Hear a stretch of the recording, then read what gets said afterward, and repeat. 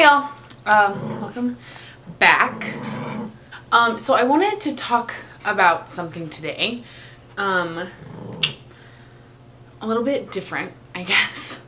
So, sorry, my dogs are in the way. I'm making this very hard. Recently on my Instagram, someone called me a trendy activist, because I talked about going to the March for Our Lives, which I wasn't able to make because I was working, and got off work too late. So, I didn't go, but I wanted to, and it was definitely my goal to go.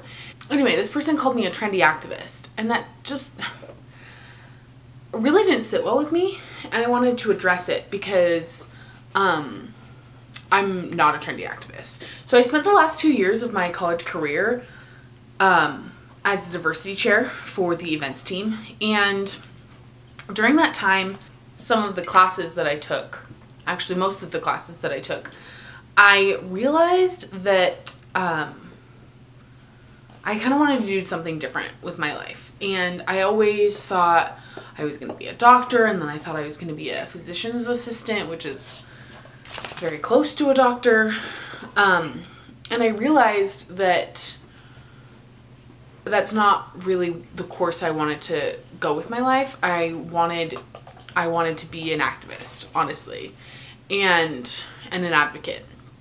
And it took me a while to figure out what that meant, but I'm now currently working on applications to go to grad school, to be a social worker. And I work in the community right now. I work for local government where I am with underprivileged youth every single day. And I see their struggles. I see their parents' struggles.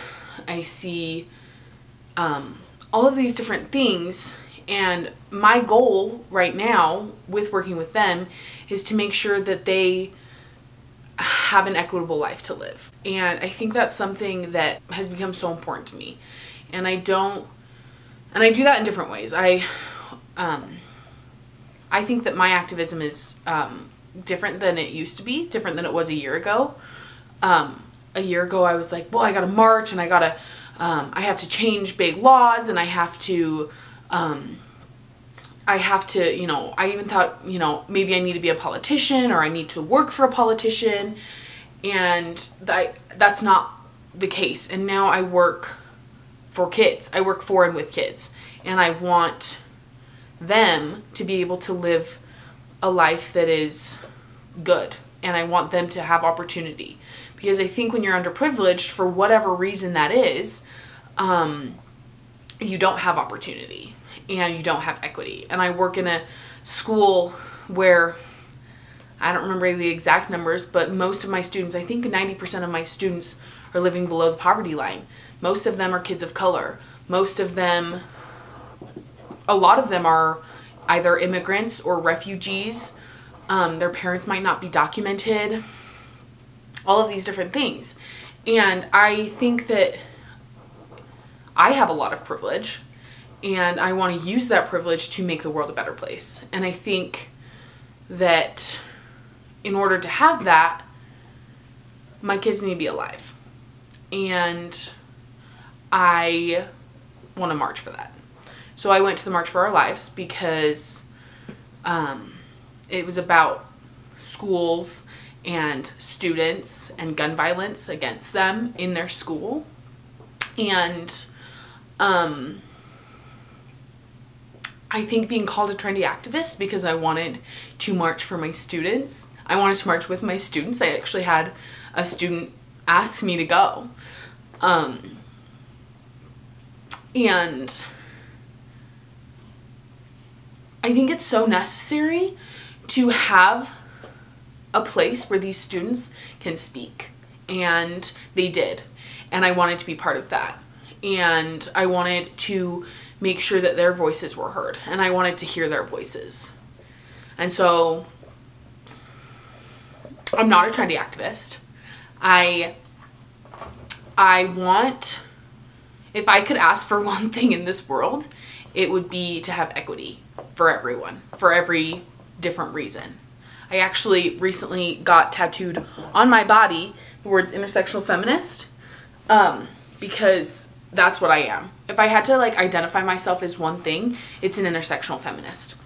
And what that means is that I don't just believe in equality for women or equality of the genders, because that's not what feminism is about. I think that there's this trend right now of white feminism, and that's not saying that like only white people or white women can be feminists. It's saying that there is this trend of we just want rights for women. And that's great. There's nothing wrong with wanting rights for women. I want that. But I think that there are so many different factors and identities that people have.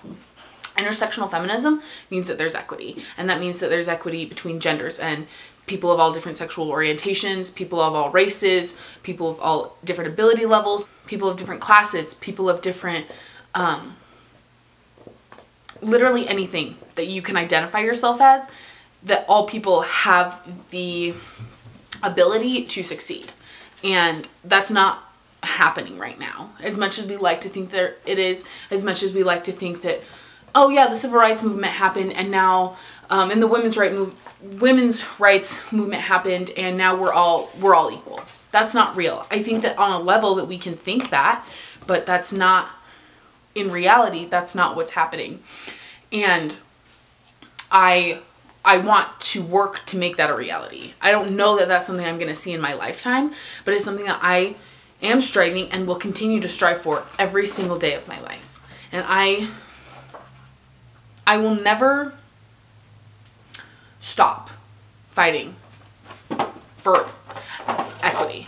And I say equity and not equality because there's a difference. And equity, there's this really great figure where there's these kids standing, kids of all different heights. I'll try and find it.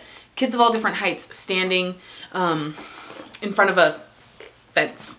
And equality is giving them all the same box to stand on, the same height of a box to stand on. But equity is giving them all different heights of boxes so that they all can see the same above this fence. And I think that that's what's important, is putting everyone on the same playing field. And we're not. Equity is having everyone on the same playing field. Equity is having everyone have the same opportunity, or at least similar opportunity. And right now, that's not the case. I know that it will be harder for the kids that I work with to go to college just because of where they were born, who their parents are, the color of their skin, their gender, their sexual orientation. Like, they don't have, at this point, they don't have the same ability to succeed.